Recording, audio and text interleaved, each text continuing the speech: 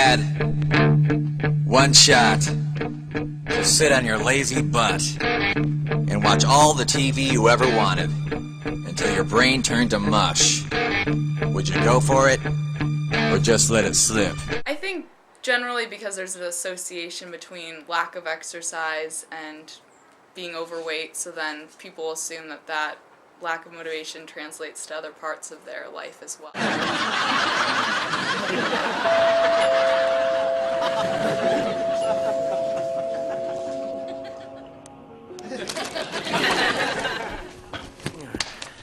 Should fatties get a room, even on TV? Not a word I would use, but it's a word one writer chose in a column in a popular woman's magazine. Talks in her article about obesity, how it very much so is an issue today, how it's costing, the country a lot in terms of, insurance, et cetera, et cetera. Facts.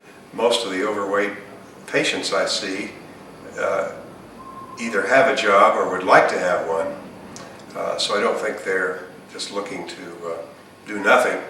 But they do have definite health problems that can get in the way of doing certain kinds of jobs. People who are obese do have a lot of other health complications besides just being overweight.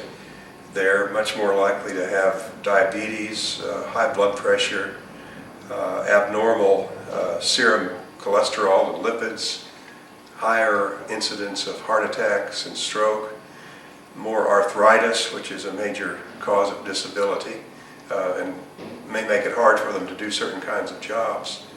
So I think the employer may be concerned about the health status, the overall health status of the obese individual, more than they would somebody who appears to be normal weight.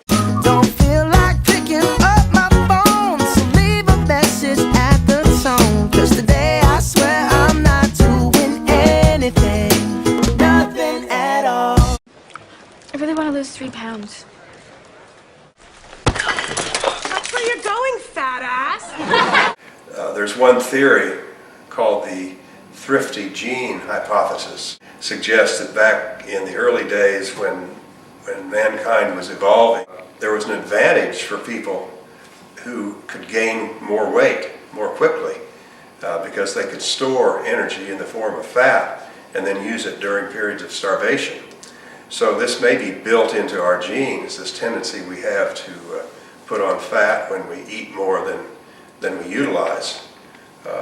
So at one time it might have had a survival advantage for the species. The idea of me running for president, you had columnists in this newspaper writing that somebody who's overweight can't possibly be president.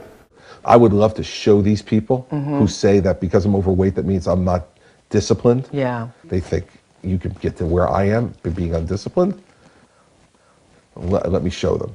But if somebody is overweight but otherwise healthy and is able to do a particular job, then I don't think they should be discriminated against just because of their weight.